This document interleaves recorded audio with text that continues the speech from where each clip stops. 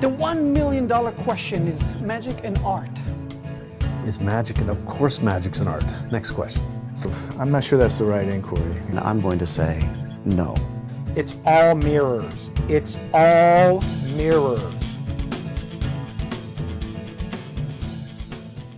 Of course, magic is hard because the magic play with a lot of concept of the art. The magic play with colors, play with music, play with dance, play with a lot of art in only one art. The magic, of course, is art. It's almost like defining what love is. It's like so difficult to explain. I don't think there's one answer to it. I think it could be art, absolutely. I think every form that you can use to express yourself, if it's used right, is art. I mean, there are painters who paint and they're not artists, and there are people who sculpt and they're not artists. And the same applies to magic. Magic could be art, yes, I believe that. It should be. It is to me. It is to most of my friends, you know. At least I treat it that way. Whether the public perceives it as art or not is up to them. But you know, if you're serious about it and you approach it, you know, take it as art, then yeah. Oh, it's absolutely an art, and a creative art. And you know, there's that old joke about it being the second oldest profession in the world, and I think it's probably a true story. When you ask, is magic an art? Again, I have to say, are we talking inherently an art? Because if you are, no. It is a collection of techniques and practices and processes and things that we do. It becomes an art when we do something for somebody, and instead of going, wow, that's neat, they sit there and they say, oh my God. And then you realize that something's happened in their mind or with their emotions, that they feel different now than they did 30 seconds before. Then you've reached something of an artistic level. Once you say, yes, it can be an art, then you have to acknowledge the existence of, I think, good art versus bad art, okay? And then where's the distinction, you know? I think whether it's an art or not depends on your intent. And I'm by no means a scholar of art, you know, either philosophically or in practice, but it seems to me art is something that someone who thinks they are an artist does. And so if you think you're an artist, then you are going to believe you're producing art. And if you don't, you don't. And that's, I think, a useful distinction between our birthday party magicians and our higher end, you know, convention contest winners. When you look at it honestly, I think most magic isn't an art. At best, it's pornography. And I think the worst are the people that call themselves artists and insist on telling me that what they do is an art. Because if you have to tell me that what you're doing is an art and that you're an artist, it probably isn't, and you probably aren't. I believe magic is a craft. However, some magicians are artists. Craft to me is something that's done at with a level of knowledge and skill, but that's not done as something of self-expression, right? And it transforms into art when it's used to express something about the artist, the practitioner's inner life or point of view or ideas, or something about his view of the world and his place in the world. And when magic is used to express something personal about the person doing magic, then it takes on all of the implications of art. And when you just do tricks for your friends at a party, it's probably not art. Doesn't mean it isn't fun, doesn't mean it isn't good, but that to me, there's a distinction between art, expressiveness, and craft, which is doing something well. And then, you know, hobbyists in magic who just do magic, sometimes not even well, but for their own fun, that's probably not an art. Most magicians are not artists. They're hobbyists or professionals. However, some magicians, regardless of whether they're hobbyists or professionals, raise magic and the performance of magic and the creation of magic to an artistic level. I guess it depends really on your definition of what art is. A lot of times, you know, I've seen in the art museums, I have trouble looking at some of Picasso's work and actually considering that a work of art. But if you've ever seen certain magicians like Johnny Thompson or Del Rey, these guys are just masters at what they do. So yes, I think that in rare circumstances that, that magic is certainly an art. I think that magicians do their best to convince themselves and others that magic is an art form, but I think that, like almost any endeavor, it can or cannot be an art depending upon how artfully it's being performed or executed. So, you know, there's one kind of painting that produces something worthy of hanging in the Louvre, and there's another kind of painting that's good for the outside of your house. And there's also some people who know how to paint your house in a way that's artful. So as much as, you know, the art is something that represents the expression of the artist. The goal of art is to produce a feelingful response. If the person doesn't feel, there is no art. I mean, everything else. And what an artist does is they manipulate symbols within their media, and they produce art. Now, I can look at a spread of a Playboy or a Hustler, and I can get a feeling, but that feeling is purely physical. It's purely related to the thing. That's not what art is. Art transcends. So if I see a nude by Aristide Malloy, who's a name I can't pronounce, but that's about more. There's sensuality, there's romance, there's color, there's shades, there's form, there's simplicity. This moves people.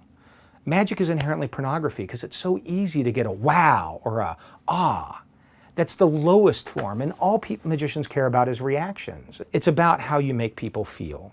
And if it's just the wow, you're a pornographer. You're a magic pornographer. And that's what most magic is. Very, very few times does magic transcend beyond the immediacy of the moment and make people really, really feel deeply.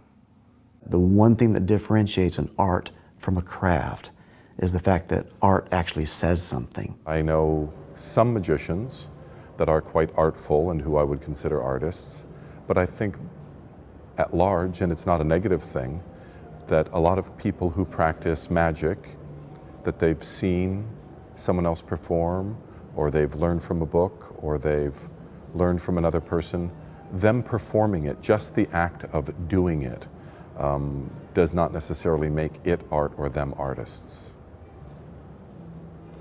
Well, take it to the next level. I mean, there's doing tricks from your Uncle Joe, watching, you know, and then there's guys who take it seriously and work on a trick for 3 years before they show it to anybody, you know, and they get everything down, the looks, the timing, the lighting, the move, everything, you know, and I don't know, I just think that makes it art, you know, when it's, I don't know, when, you know it's art when you see it, I don't know what it is, but I know what I like, you know, and I know when I see something, even magic, you know, I've been in magic a long time, but when I see something, I know if it's art or not. All arts are pretty much alike. They consist of the same thing, searching for your own voice, trying to say something in a different way. Like Matisse used to say that the most difficult thing to paint is a rose, because every person have done it. How can you paint a rose again and give it your own voice? So I think, yes, all the arts are somehow correlate, and there's a lot of analogies between all arts. I think cooking is very similar to magic in a lot of ways, because you can do it at a very basic level, like my mother, who cooked just to get food on the table to eat and wasn't really concerned with any of the aesthetics, or, you know, she wanted it to taste good, but wasn't willing to go to a lot of effort to make it taste special or especially good, which I think is like most magic that you see, you know, in the world of magicians. Like everything else, mediocrity is at the top of the bell curve. And those magicians, you know, I don't want to be too critical, because I like guys that are just interested in magic and like magic, but it's not a driving passion for them or an art for them. And I can liken that to people who cook just to put food on the table. And, you know, it's good, it's fine, but they're never going to be anything more than that. One of the things that's interesting about magic is it encompasses all of the things that we think about in other performance arts individually. So the magician is the director and the choreographer and the writer and wearing all of the hats. One of the greatest stage performers I ever saw was artistic and also got great laughs, and that's what made it commercial, was Cardini, you know, just a brilliant stage performer who took magic to such a high level on stage that he worked all the finest theaters in the world. Certainly, Dave Vernon showed that it was an art, and his magic was so artistic, and my goodness, I remember the first time I saw Vernon, it was just like watching Merlin. I was watching real magic. And anytime I find myself watching real magicians, Ricciardi as an illusionist, I just reduced me to an 8-year-old kid watching his first magician because it was real magic he was developing on stage. There's a great magician in Paris named Xavier Mortimer. And this guy does real magic, man. He uses music and magic and mime and projections, these shadow projections. And there are moments when actually nothing happens, but it produces a profound feeling of magic in the people. The Ricky Jay show, you leave and you feel scholarship. You feel the dynamism of someone who has worked and studied all of their life. You feel history. You feel that you participated in a moment of history. You know, and Ricky does tricks that we all do, but he gives it something. You see magicians trying to force meaning into their tricks by telling about their grandpas and doing all those things like, oh, and then there was fire, and they open a book and there's fire coming out of it. And it's actually furthering them from becoming an artist that has something to say. Maybe I'm showing you a card trick where you just pick a card, put it back and find it, the most boring plot in the world, but I'm able to put emotions on top of that, a layer of emotion. It's by pacing it, the way I talk, the way I deliver it, and I think that could be done, for sure. I also think filmmaking is another thing that has very, not only direct lineage with magic, but really the approach of filmmakers in the way they tell stories and the way they think about visual imagery. I think that's a very, very close analogy to magic. Definitely, I think it's the granddaddy of all arts. This is where a lot of the things that we consider art, like drawing and such, almost stem from. You know, when you have the ancient shamans drawing in caves, trying to depict the end of the world, well, it's magic. At one time, we held a lot of power until they caught a guy switching bricks at the last second, a gold one for a real one, you know. But till then, we were held in pretty high esteem. Now we've had to turn it into an art form instead of a religious form. I think an artist makes you see something differently by what they do. Sometimes it's the world around you, and sometimes it's a trick. And the problem is when it's so easy to boo! Boo is a feeling, but it's not horror. Horror and boo are two different things. And magicians are hung up on the boo and they never think about anything deeper. The trick is art. I don't know if the trick is art, but your person, the magician is an artist. If the magician is an artist, what I do is art, of course. It is an art form, and I think it's one of the great visual arts. And it's an art that can only be best is best viewed. You know, it's not even great on television. It's best as a live art performance piece.